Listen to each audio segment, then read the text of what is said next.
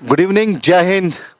मैं मेजर पंकज कुमार आप सभी का स्वागत करता हूं ICS and major Pankaj defence academy के प्लेटफॉर्म पे। जैसा कि आप जानते हैं, मेजर पंकज डिफेंस एकेडमी जो NDA, Sainik school, military school, राइस स्पोर्ट्स स्कूल और नवोदय स्कूल जैसे स्कूलों के एग्ज़ाम्स की तैयारी करवाते हैं, और आईसीएस जिन्होंने हज़ारों बच्चों को पढ़ा के सरकारी नौकरी दिलवाई है और अपने आप में एक बहुत बड़ा नाम है। तो जैसा हमने अप्रैल से शुरू किया था अपना एनडीए का और सैनिक स्कूल का कोर्स, तो उसी सीरीज़ में आज हम नया टॉपिक शुरू करेंगे। इससे पहले हमने अरुणाचल प्रदेश और आंध्र प्रदेश जैसे टॉपिक्स कवर किए थे इस प्लेटफॉर्म पे।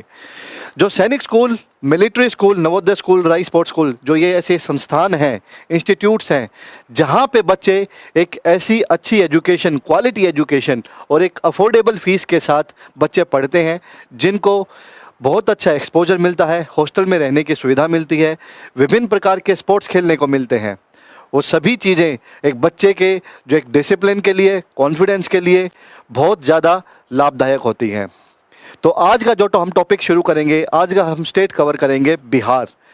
इसी सीरीज़ में क्योंकि जो क्वेश्चंस आते हैं सैनिक स्कूल या जो डिफरेंट कॉम्पिटिटिव एग्ज़ाम्स हैं, उनमें हर एक स्टेट से कुछ न कुछ रिलेटेड क्वेश्चंस आते हैं। इसीलिए ऐसा कोई भी इंस्टीट्यूट नहीं है, अगर हम बात करें, जो हर एक स्टेट को पर्टिकुलर कवर करता हो। या तो हम स्टेडियम्स या फिर कोई इम्पोर्टेंट प्लेसेस या कहाँ पे कौन सी डिस्ट्रिक्ट में कौन सी चीज़ फेमस है, सिर्फ वो कवर करते हैं। लेकिन मेजर पंकज डिफेंस एकेडमी और आईसीएस की जो सैनिक स्कूल की और मिलिट्री स्कूल की क्लासेस चल रही हैं, उनमें हर एक चीज़ को, हर एक टॉपिक को बड़ी बारीकी से करवाया जाता है ताकि बच्चों के कंसेप्ट अच्छे से कवर हो पाएँ। तो शुरू करते हैं आज का टॉपिक बिहार। इसमें हम बात करें तो बिहार अपने आप में एक जनरली सेंट्रल इंडिया का एक राज्य है, और 2001 में बिहार से हटके झारखंड एक नया राज्य बना था। अब बिहार के बारे में हम जानेंगे, इसकी कैपिटल के बारे में, इसके इम्पोर्टेंट प्लेसेस, इम्पोर्टेंट फेस्टिवल्स या फिर जो इम्पोर्टेंट इसकी लोकेशंस हैं।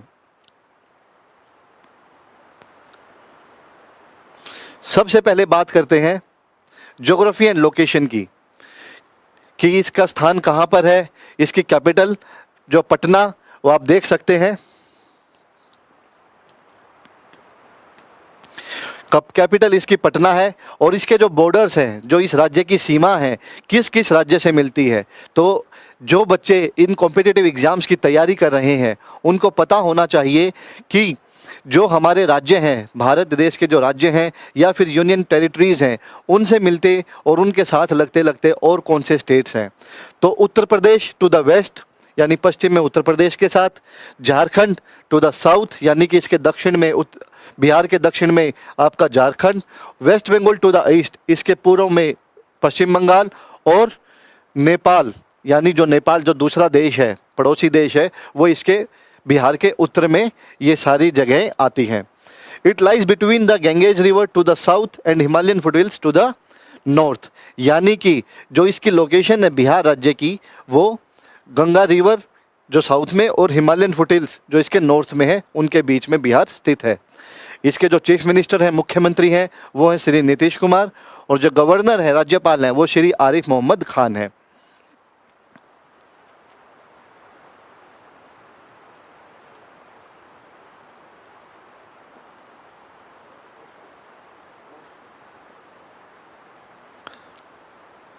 इसको हम हिंदी में देख लेते हैं एक बार। भूगोल और स्थान, राजधानी इसकी पटना है। सीमाएं इसकी पश्चिम में उत्तर प्रदेश, दक्षिण में झारखंड, पूर्व में पश्चिम बंगाल, और इसके उत्तर में नेपाल आता है, और दक्षिण में गंगा नदी और उत्तर में हिमालय की तलहटी के बीच में यह स्टेट राज्य बिहार स्थित है। उसके बाद इसके मुख्यमंत्री श्री नीतीश कुमार और राज्यपाल श्री आरिफ मोहम्मद खान हैं। हम इसको हिंदी में ही पढ़ते हैं ताकि आप लोगों के लिए आसानी रहे।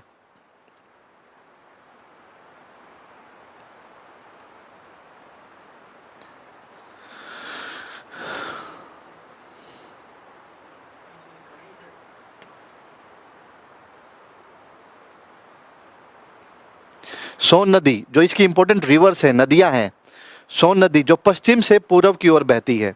ये क्वेश्चंस आपके जो 4th 5th 6th के क्लास के कॉम्पिटिटिव टेस्ट हैं या फिर आगे के जो भी और भी टेस्ट होते हैं उनके पॉइंट ऑफ व्यू से भी काफ़ी इंपॉर्टेंट है। क्योंकि कई बार पैटर्न में पूछा जाता है कि कुछ नदियों के या डिस्ट्रिक्ट या स्टेट्स के नाम दिए जाते हैं और उनको क्रोनोलॉजिकल ऑर्डर में, यानी नॉर्थ से साउथ या वेस्ट टू ईस्ट या ईस्ट टू वेस्ट उनको बताना होता है कि पहले कौन सा स्टेट किस क्रम में आएगा। तो सोन नदी पश्चिम से पूर्व की ओर बहती है। कोसी नदी अक्सर बाढ़ के कारण इसे बिहार का शोक भी कहा जाता है, क्योंकि ऑलमोस्ट हर साल इस नदी से बाढ़ आती है और पूरे बिहार में बाढ़ जैसे जो हालात हैं वो बन जाते हैं। इसके बाद गंडक नदी, बागमती नदी और पुनपुन नदी, ये बिहार राज्य की इम्पोर्टेंट नदियां हैं। एज ए कैंडिडेट आपको ये सारी नदियां, हर एक स्टेट के जो इम्पोर्टेंट लोकेशंस हैं, नदियां हैं, फेस्टिवल्स हैं, वो आपको पता होने चाहिए।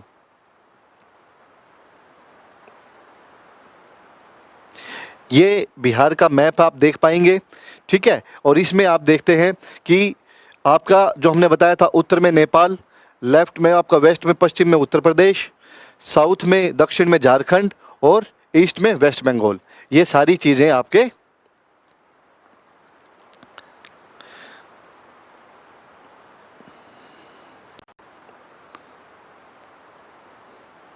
Good evening everyone. शौकीन बिल्कुल, hello hello very much, thank you very much. बीच बीच में क्वेश्चन भी पूछता रहूँगा मैं। रिकॉर्डेड क्लासेस हैं, बिल्कुल है। आपका इसमें नाम नहीं आ रहा है बेटा।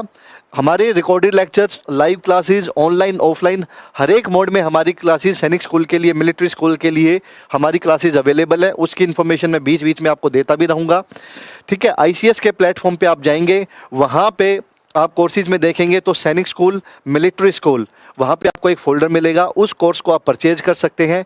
हमारी क्लासेज ऑलरेडी अप्रैल से स्टार्ट हो चुकी थी, ठीक है। ऑनलाइन ऑफलाइन दोनों बैचेज अवेलेबल हैं। तो जो बच्चे अभी तक इस बात से अनजान थे, जिनको अभी तक ये प्लेटफॉर्म नहीं पता था कि हम क्लासेज कहाँ से लें, तो आप आईसीएस के प्लेटफॉर्म पे जाके और सैनिक स्कूल और मिलिट्री स्कूल का जो फोल्डर है उस कोर्स को परचेज कर सकते हैं। और ये कोर्स आपका जब तक एग्ज़ाम्स नहीं हो जाते, चाहे वो मिलिट्री स्कूल हो, सैनिक स्कूल हो, rice sports school, Navodaya school, उनके एग्ज़ाम्स जब तक ओवर नहीं हो जाते आपको वो क्लासेस मिलती रहेंगी। और 15 दिन में हमारी टेस्ट सीरीज भी चलती है। जो सिलेबस 15 दिन में हो चुका है उसी के हम क्वेश्चन पेपर्स, उनके टेस्ट हम कंडक्ट करवाते हैं। तो जो बच्चे हमसे ऑनलाइन ऑफलाइन जुड़े हैं आप उनसे जानकारी ले सकते हैं। इंपॉर्टेंट प्लेसेस में देखते हैं, प्रसिद्ध स्थान कौन सा है? बोध गया काफ़ी तीर्थ स्थल है। भगवान बुद्ध यहाँ से बिलोंग करते थे। भगवान बुद्ध को बोधि वृक्ष के नीचे ज्ञान की प्राप्ति हुई थी, ठीक है। हम सभी को पता है कि जो भगवान बुद्ध थे, जब उन्होंने ध्यान मग्न हुए थे, ध्यान लगाया था, तो बोधि वृक्ष के नीचे बैठ के ही उन्होंने तप किया था, ओके। और यहीं पे उनको ज्ञान की प्राप्ति हुई थी।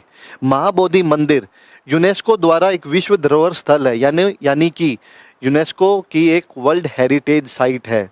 जो इम्पोर्टेंट प्लेसेस हो जाते हैं, जो हिस्टोरिकल प्लेसेस होते हैं, तो यूनेस्को उनका सर्वे करता है और उनको वर्ल्ड हेरिटेज साइट का दर्जा देता है। तो ये जो महाबोधि मंदिर है ये भी यूनेस्को द्वारा विश्व की एक धरोहर माना गया है। उसके बाद नालंदा विश्वविद्यालय के खंडर, ठीक है। प्राचीन काल में ये विश्वविद्यालय होते थे और यहाँ पे बहुत बड़े बड़े ऋषि मुनि और काफ़ी बाहर से, विदेशों से भी बच्चे आके पढ़ते थे। ये भी यूनेस्को द्वारा वर्ल्ड हेरिटेज साइट या जो धरोहर स्थल है उसको मान्यता दी गई है। इसके बाद कैमूर वन्यजीव अभ्यारण्य, बिहार के कैमूर पहाड़ियों में ये स्थित है। तो कई बार क्वेश्चन आ जाता है कोई नेशनल पार्क है या कोई बर्ड सेंचुरी है, ठीक है। तो वो उसके हिसाब से हमने स्टेट वाइज ये चीज़ें कवर की है ताकि आपको रिलेट करने में आसानी रहे। तो प्रसिद्ध स्थान में आपके बोध गया, महाबोधि मंदिर, नालंदा विश्वविद्यालय और कैमूर वन्यजीव अभ्यारण्य, ये आपको बिहार के प्रसिद्ध स्थानों में देखने को मिलेंगे।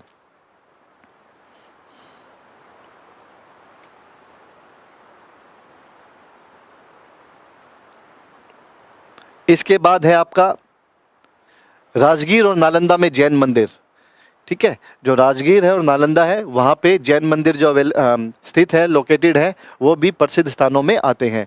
उसके बाद पाटलिपुत्र, आधुनिक पटना, पाटलिपुत्र का ही नाम मॉडर्न ज़माने में आके आधुनिक काल में पटना बना। और ये कुम्हार जो मौर्य काल के अवशेषों के साथ प्राचीन पाटलिपुत्र का स्थल है, ये आपको देखने को मिलेगा, ठीक है। तो हमने बोध गया पढ़ा, महाबोधि मंदिर पढ़ा। उसके बाद हमने राजगीर और नालंदा के जैन मंदिर पढ़े और पाटलिपुत्र पढ़ा। तो ये सारे प्रसिद्ध स्थान हैं आपके, जो नालंदा विश्वविद्यालय के खंडर हैं, वो सारी चीज़ें हमने बिहार के प्रसिद्ध स्थानों में पढ़े। सौरभ जी का सवाल है कि नवोदय विद्यालय का फॉर्म भरा था बट 2.5 से नहीं हुआ। कोई नहीं बेटा, देखो ज़िंदगी में हार जीत लगी रहती है, अपने मंजिल की तरफ लगातार बढ़ते रहिए।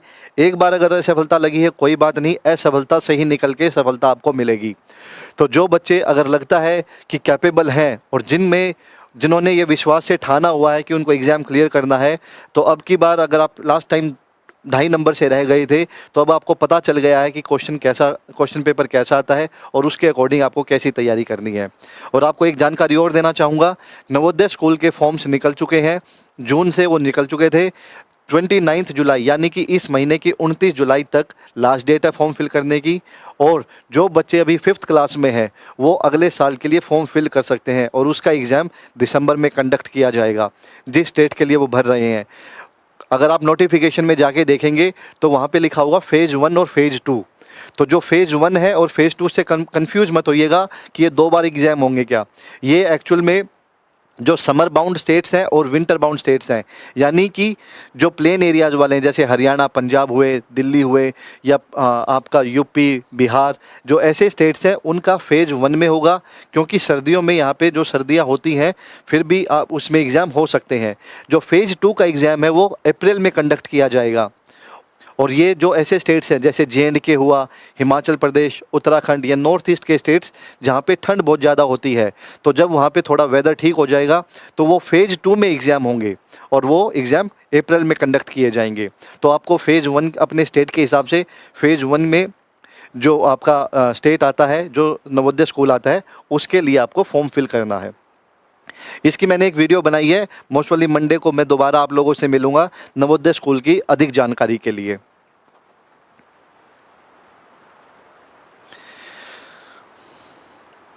इसके बाद आ गए फेमस फेस्टिवल्स यानी प्रसिद्ध त्योहार। ठीक है, क्योंकि अब की बार भी 1 से 2 क्वेश्चन आए हुए थे, आगे इसमें आएगा बिहार में जैसे पेंटिंग्स के बारे में या किसी जाति के बारे में, किसी कबीले के बारे में। ठीक है, तो वो सारी चीज़ें हम एक बार 1 बाय 1 कवर करेंगे। तो प्रसिद्ध त्यौहार में सबसे पहले आता है जो बिहार का सबसे फेमस फेस्टिवल है, वो है छठ पूजा। ठीक है, तो यह त्यौहार साल में 2 बार हिंदू कैलेंडर के छठ महीने के दौरान आमतौर पर अक्टूबर या नवंबर में मनाया जाता है और यह सूर्य देव और उनकी पत्नी उषा को समर्पित है। ठीक है, तो आपको पता होना चाहिए बिहार का जो इम्पोर्टेंट फेस्टिवल है वो छठ पूजा है।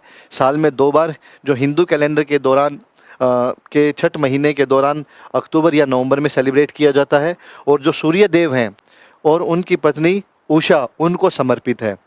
और पृथ्वी पर जीवन का समर्थन करने के लिए सूर्य को धन्यवाद देने के लिए ये मनाया जाता है। ठीक है, तो अगर छठ पूजा कहाँ मनाई जाती है और अगर ऑप्शंस दे रखे हों ABCD में बिहार, तो उसमें आप दे सकते हैं।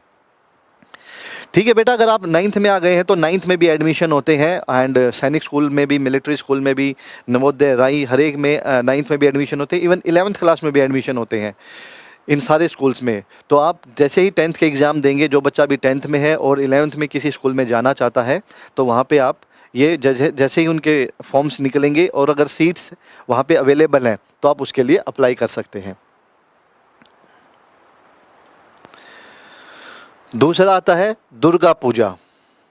जो दूसरा इम्पोर्टेंट फेस्टिवल है वो है दुर्गा पूजा और यह सितंबर अक्टूबर में नवरात्रि का जो उत्सव होता है उसके दौरान मनाया जाता है। ठीक है, राक्षस महिषासुर पर देवी दुर्गा की विजय का जश्न मनाया जाता है और इसका जो दुर्गा पूजा का जो महत्व है, वो जो राक्षस थे महिषासुर, उन पर देवी दुर्गा की जो विजय हुई थी, ठीक है, उसके जश्न के दौरान ये दुर्गा पूजा त्यौहार मनाया जाता है।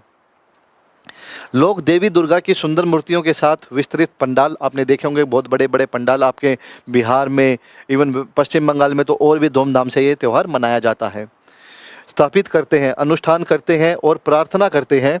ठीक है, और सांस्कृतिक कार्यक्रमों का आनंद लेते हैं, क्योंकि ये काफ़ी चलता है। और इस दौरान बिहार हुआ या पश्चिम बंगाल, जैसा मैंने आपको बताया, यहाँ पे बड़े बड़े पंडाल लगाए जाते हैं, मूर्तियाँ स्थापित की जाती हैं, प्रसाद बंटता है, कार्यक्रम किए जाते हैं और ये जो दुर्गा पूजा है इसको सेलिब्रेट किया जाता है। तो हमने छठ पूजा के बारे में पढ़ा और दुर्गा पूजा के बारे में पढ़ा। आगे देखते हैं कि और कौन सा त्यौहार यहाँ पे मनाया जाता है। अब आ गया फेमस डांस फॉर्म्स, ठीक है, यानी कि जो फेमस लोक नृत्य हैं, इनके फोक डांसेस हैं, अलग अलग जो डांस फॉर्म्स हैं उनके बारे में जानेंगे कि बिहार में कौन कौन से और डांस किए जाते हैं। प्रसिद्ध नृत्य के जो रूप हैं वो है विदेशिया नृत्य। इस नृत्य में गीतों के माध्यम से भावपूर्ण हरकतें और नाटकीय कहानी कही जाती है, यानी कि जो एक इम्पोर्टेंट विदेशिया नृत्य, ठीक है, विदेशिया डांस, ये आपको पता होना चाहिए। जो बिहार का सबसे इम्पोर्टेंट डांस है वो आपका विदेशिया डांस है। नर्तक पारंपरिक पोशाक पहनकर प्रदर्शन करते हैं और ढोलक और बांसुरी जैसे वाद्यों के साथ प्रदर्शन करते हैं। यह त्योहारों और शादियों के दौरान किया जाता है। कई बार जैसा अब की बार एक क्वेश्चन आया हुआ था, जब हम और स्टेट्स आगे कवर करेंगे उसमें भी मैं आपको बताऊँगा। राजस्थान में एक जनजाति है कालबेलिया, ठीक है, तो पहला क्वेश्चन जो आपकी बार सैनिक स्कूल में जीके के पोर्शन में आया हुआ था वो कालबेलिए से आया था, और 4 स्टेटमेंट दी हुई थी कि कालबेलिए जो जनजाति है वो किस चीज़ के लिए मशहूर है, प्रसिद्ध है। तो उसमें 4 ऑप्शन दिए हुए थे और चारों स्टेटमेंट दी हुई थी। तो आपको पता होना चाहिए कि कोई भी डांस फॉर्म है या कोई पेंटिंग है या कोई इंपॉर्टेंट प्लेसेस है या फेस्टिवल है, तो उसमें उनके जो हमने ये डिटेल्स इसीलिए लिखी हैं ताकि आपको हर एक नृत्य के बारे में, डांस फॉर्म के बारे में या फेस्टिवल के बारे में बारीक से बारीक चीज़ें पता हो, वो कैसे सेलिब्रेट किए जाते हैं या कोई भी डांस है वो कैसे परफॉर्म किया जाता है।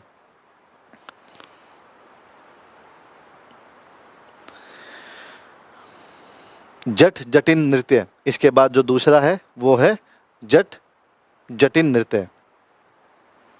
ओके, यह नृत्य एक पुरुष यानी जो जट जिनको बोलते हैं और एक महिला जटिन की कहानी बताता है जो प्यार में पड़ जाते हैं, ठीक है। यह मकर संक्रांति और अन्य त्योहारों के दौरान मनाया जाता है। तो बिहार में भी मकर संक्रांति मनाई जाती है, जैसा कि क्योंकि अगर हम देखेंगे जब हरियाणा, पंजाब ऐसे स्टेट्स पढ़ेंगे यहाँ पे भी मकर संक्रांति धूमधाम से मनाई जाती है। इवन बिहार में भी मकर संक्रांति और जो अन्य त्यौहार है उसके दौरान जो जट जटिन नृत्य है वो परफॉर्म किया जाता है। इसके बाद है सोहार डांस। जो सोहार नृत्य है जो बच्चे के जन्म का जश्न मनाने के लिए किया जाता है, यानी जब भी कोई बच्चा पैदा होता है तो ये सोहार नृत्य जो है वो परफॉर्म किया जाता है। ये खुशी और उत्साह से भरा एक खुशनुमा नृत्य है। इसमें महिलाएं इकट्ठा होकर गीत गाती हैं, डांस करती हैं और गोल गोल सर्कल बना के तालियां बजाते हुए और डांस करती है। नवजात शिशु जो पैदा हुआ है बच्चा उसके लिए जश्न मनाती हैं, ठीक है। तो एक सोहर एक तरह का डांस फॉर्म है। तो हमने जट जटिन पढ़ा और हमने सबसे पहले विदेशिया पढ़ा और अभी सोहर, ठीक है।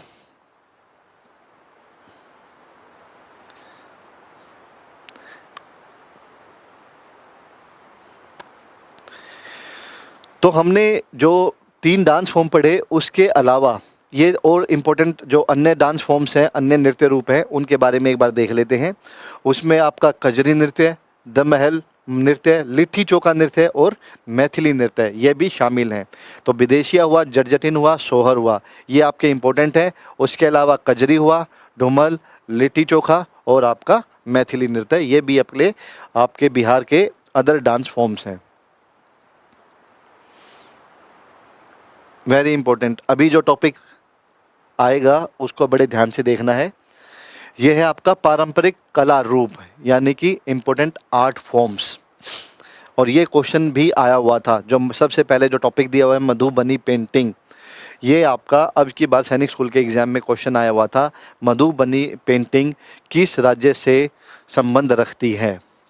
और ऑप्शन दिए हुए थे 4, और उनमें से जिस बच्चे ने बहुत अच्छे तरीके से पढ़ा हुआ था वही उसको ठीक करके आया। जो ये बिहार की जो फेमस आर्ट फॉर्म्स हैं उनमें मधुबनी पेंटिंग सबसे ऊपर आती है। तो मधुबनी पेंटिंग, इसका इस्तेमाल पारंपरिक रूप से तिहार और होली जैसे त्योहारों में दौरान घरों को सजाने के लिए किया जाता है, और इसके साथ साथ शादियां और अन्य विशेष अवसरों पर भी किया जाता है। मधुबनी पेंटिंग होती हैं, ठीक है, एक तरह की आर्ट फॉर्म है, दीवारों पर पेंट किया जाता है, ठीक है। तो जो भी इनके फेस्टिवल्स होते हैं या शादी ब्याह का जो माहौल होता है उसके दौरान इसको किया जाता है। इस पेंटिंग में अक्सर प्रकृति, जानवर, धार्मिक आकृति और पौराणिक कथाओं को के दृश्यों को दर्शाया जाता है। यानी जो प्रकृति नेचर हो गया उसके कुछ चित्र बना दिए, या फिर जो पौराणिक कथाएं हैं जैसे रामायण महाभारत, उनके जो कैरेक्टर्स है, पात्र है, उनके फोटोज बना दिए, या फिर जो जानवर हैं, ठीक है, या फिर जो धार्मिक आकृतियां हैं, जो भगवान के जो आप कह सकते हैं जो उनके चित्र हैं, उनको बनाया जाता है। तो ये मधुबनी पेंटिंग बिहार की एक इम्पोर्टेंट आर्ट फॉर्म है। इसके बाद है सिक्की घास शिल्प। अब सिक्की घास होती है, ठीक है, और इससे बना जो शिल्प है उसको हम सिक्की ग्रास क्राफ्ट के नाम से या सिक्की घास शिल्प के नाम से जानते हैं। घास का उपयोग गुड़िया, टोकरियां और खिलौने जैसी छोटी आकृतियां बनाने के लिए किया जाता है। अब क्या होता है, जो घास होती है उसको इकट्ठा करके उसे अलग अलग रूप दे दिया जाता है, और उससे हम खिलौने हुए, टोकरियां हुई, या बच्चों के खेलने की गुड़िया हैं, गुड्डे गुड़िया, वो बनाते हैं। ये भी एक इम्पोर्टेंट आर्ट फॉर्म है। तो सिक्की, अगर क्वेश्चन आता है कि सिक्की ग्रास क्राफ्ट या सिक्की घास शिल्प किस स्टेट से संबंध रखती है या कौन से स्टेट की आर्ट फॉर्म है, तो आपको पता होना चाहिए ये बिहार की एक आर्ट फॉर्म है। हिंदी इंग्लिश में हम इसीलिए लिखते हैं ताकि जो बच्चे इंग्लिश मीडियम के हैं उनके कोई परेशानी ना हो, और जो बच्चे हिंदी मीडियम वाले हैं उनको भी किसी कोई वर्ड है वो जो डिफ़िकल्ट लगते हों वो हिंदी में पढ़ सकते हैं।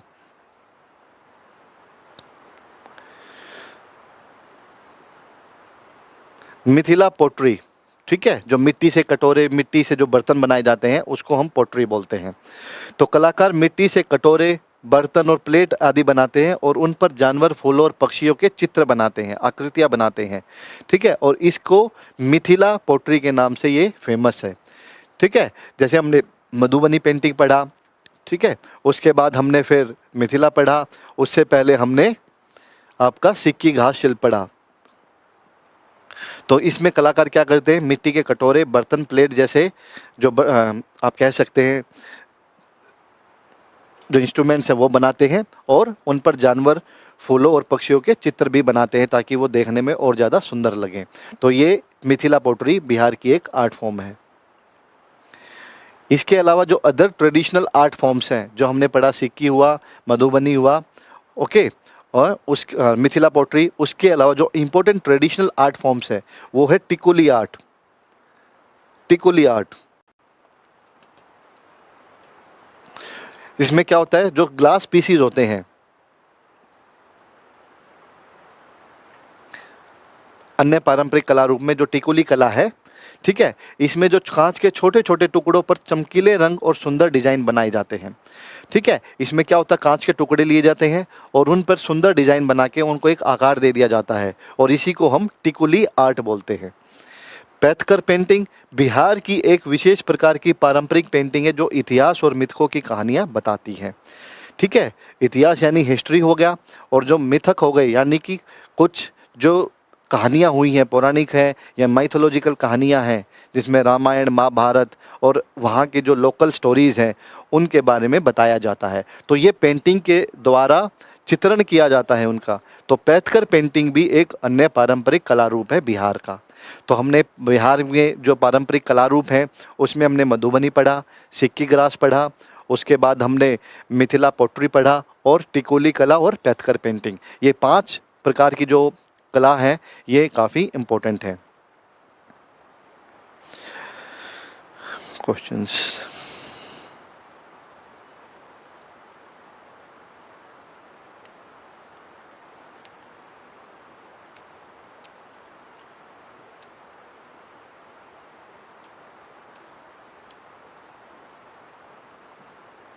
एक सेकेंड।